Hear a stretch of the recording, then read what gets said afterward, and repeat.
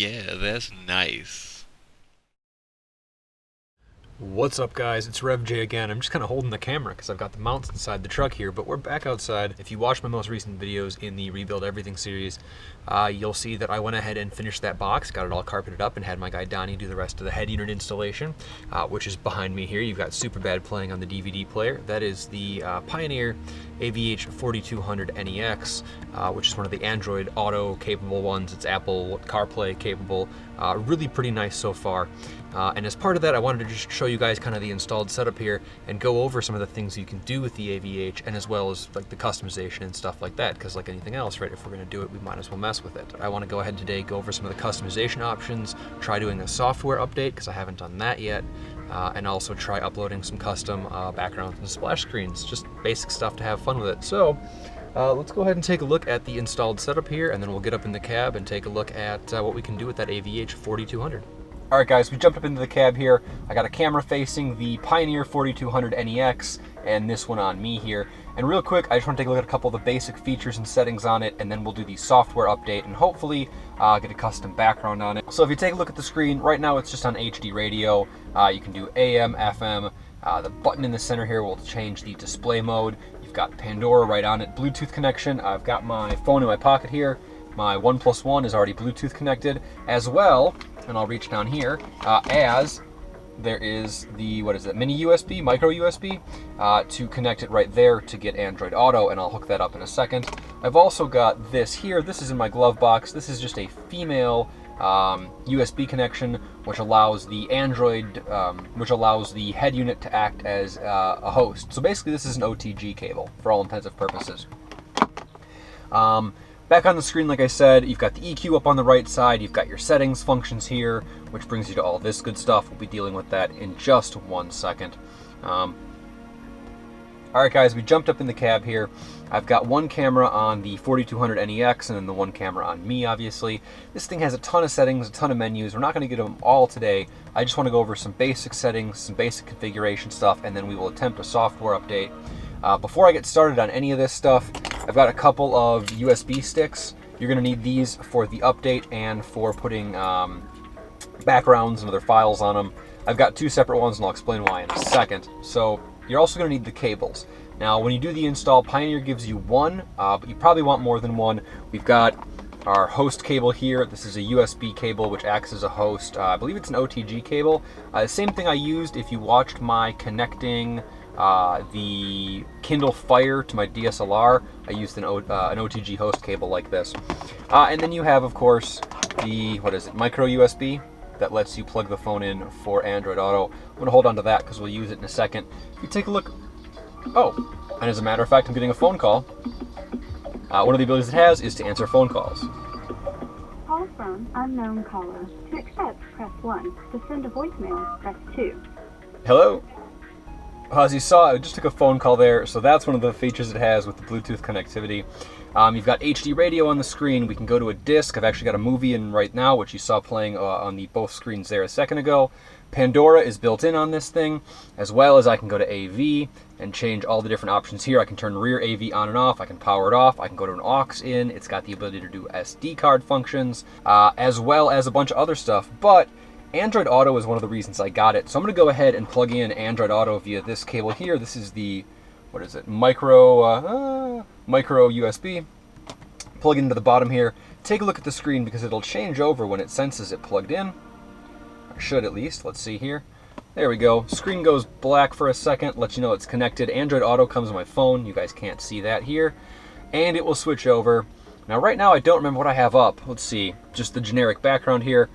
I can press the headphones and go to Cloud Player. Apparently I was listening to Fetty Wap recently.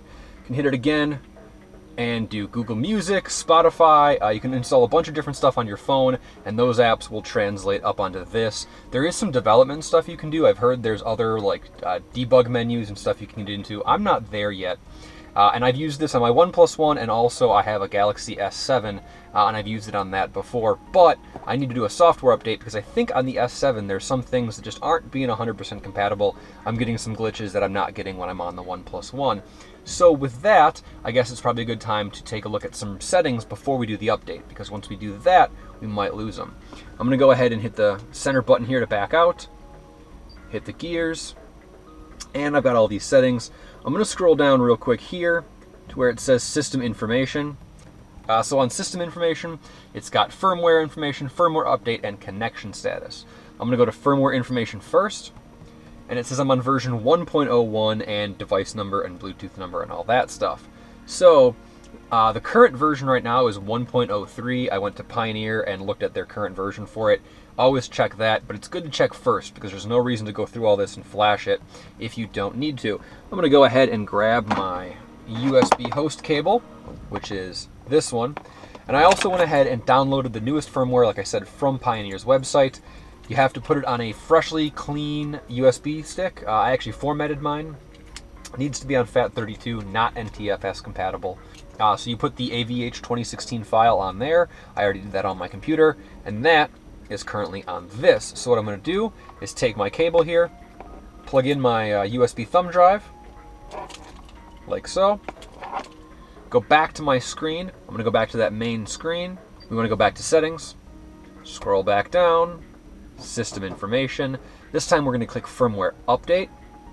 It says, please connect a USB flash drive or SD card containing only the correct update file, then press continue. So that's why I said you got to have it on a fresh drive. I recommend formatting it first, just to be sure. I'm going to click continue, and it's going to read. Now, apparently this can take anywhere from a minute or two to a lot longer. We'll watch it here for a second.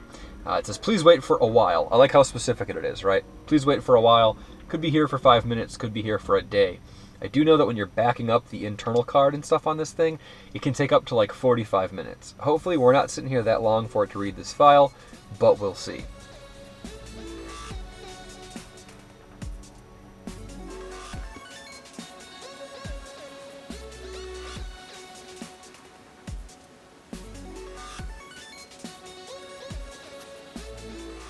Well, that took a bit, but now it's got the warning, failure to update may result in product damage. Please do not do all the shit on the screen. And it shows what version we're going to and what version we're coming from. So I guess the next thing to do is hit start and hope nothing bad happens.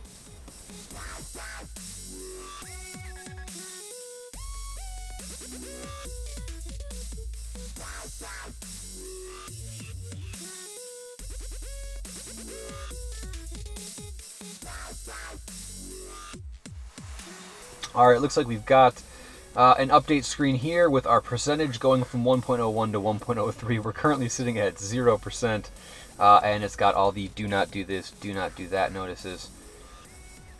I think I was correct about being here for a while. Something tells me this is going to take probably like 10, 15 minutes at least. 3%, 4%. It's kind of going, but it's not quick. So I guess all we have to do is be patient now.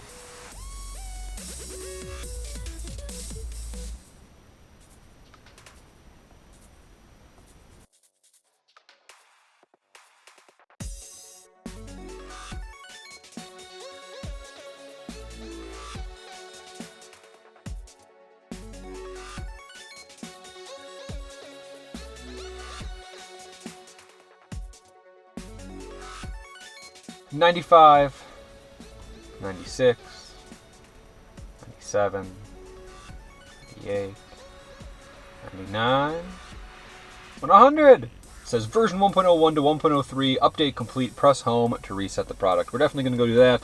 I'm going to press home, and it should take us to the newly updated screen. Now, it probably is going to look exactly the same, honestly, but it'll have all the new firmware updates, drivers, any of the stuff internally that it needs.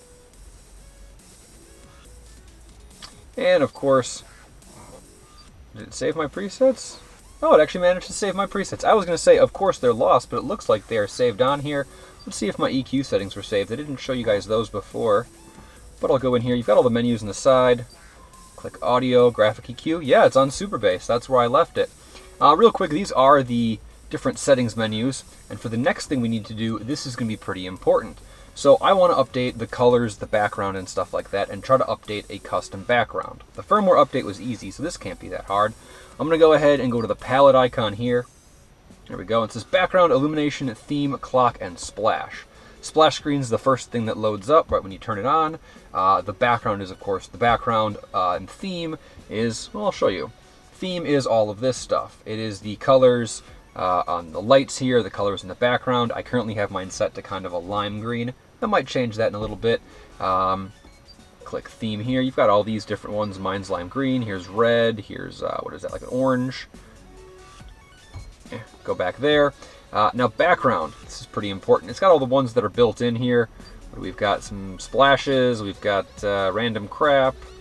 Yeah, lots of random crap here. Scroll over. You've got the droplet effect, which is pretty cool. I like that one. I like the moving effects. You've got laser beams. Laser beams are pretty dope. And then you have this right here. And that search icon lets you upload a custom background from the external USB. So let's go ahead and try that out. I'm going to remove my USB thumbstick that had the update in it. Switch over to this one. I have put 2 backgrounds on this one. Now the backgrounds are 800 by 480. I just opened them in Photoshop CC and made 2 new files and grabbed the Hatredcopter logo and grabbed the Rev J HD logo. Put them on there, just saved them as JPEG. I'm going to go ahead and plug it back in. And it did reset to the main screen. If you stay in a menu and you're not doing anything, it kicks you back out. So let's go back in there. Brings us right back to where we were on theme here. Go to background. And we'll scroll back over. Let's go ahead and search. And here are options USB 1, USB 2, and SD. Now nothing's plugged into those 2, so they're grayed out. We're going to go ahead and click USB 1. And there you've got my Hatredcopter background and my Rev J HD background. Both just kind of chilling as thumbnails there. And if there were more, it would list more. Let's go try out the Rev J HD background. I'll click that. And there it is. Because it's the right size, it fits pretty naturally. I'm not even going to put the Hatredcopter on there because the Rev J HD with the green that I have on the menu bar, I like that in the green theme. So I'm going to go ahead and apply that. So we'll back out of here. And now, if you take a look, in the background you see the Rev J HD logo. And no matter what you do, no matter what you navigate to, as long as that's in the back, we can go to Disk, Pandora, Bluetooth Audio. It'll still load the Rev J HD background in there. So aside from the developer stuff, the only thing I really haven't done yet is to do a bypass on this. It is grounded through the emergency brake pedal. That's how they do the safety, so they know you're not using it while driving. Well, I want all my options while driving. I'll take the personal responsibility for myself, not having a company do it for me. That pisses me off. On the AVIC units, there is like a developer bypass you can do. On these AVH units, some people use like they call a micro bypass, which is a little thing that does a 2-pulse to the signal. Or you can just go ahead and ground that wire from the emergency brake lever and put a little thumb switch on it, so you just tap it when you get in. Pretty straightforward. You don't even need it all the time. It's really only for certain deeper menu features if you're driving. So yeah, my guy Donnie did a really clean installation. Really happy with the way it worked out. I've got all the cables and easy to access points. We've got a bass knob on the dash, which I didn't show you, but you might be able to see out of the corner of your eye. All my steering wheel controls still work. All the rear seat entertainment stuff still works. So I'm really happy with the way it came out, guys. I'm really happy with the way the box came out. All in all, just pretty appreciative that it went smooth and that everything turned out good. So that's the software update. That's the background update. We've just been messing around with it, having a good time. You saw me take a phone call there for a second, so you know it works for that. Really just a pretty good configuration, guys. Pretty nice unit. So I'm really happy with the way it worked out. I've got my social media on the screen. Like, comment, and subscribe. Check me out on Instagram. I'll have more coming up. If you haven't checked out all the other #RebuildEverything videos, I'll have a playlist link on the screen. And if you haven't checked out all the other videos from the Yukon, they are in that Rebuild Everything playlist. So I've got even more Rebuild Everything videos coming up, more work on the Hatredcopter C10, more stuff from this on the Yukon. I still haven't named it yet, so as always, put the comments in the below what the hell I should call this thing. I've been referring to it as the Replace Everything Yukon, but I don't want to have to replace everything in it, so I'd like to change that name. Yeah, I'm rambling. I gotta always cut myself off at the rambling point. So we're at the rambling point. That's it for now, guys. Thanks for watching.